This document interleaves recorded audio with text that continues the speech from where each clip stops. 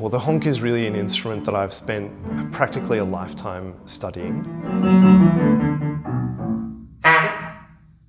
I'm Dan Golding. I created the soundtrack for the BAFTA and ARIA-nominated Untitled Goose Game.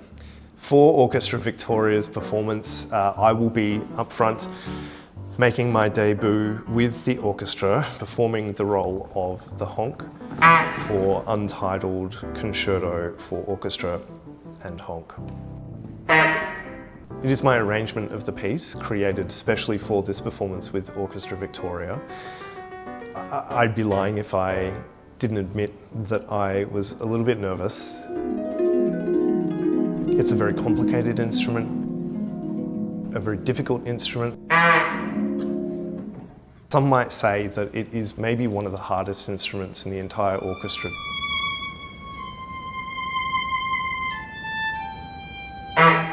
There are some challenges with performing this instrument.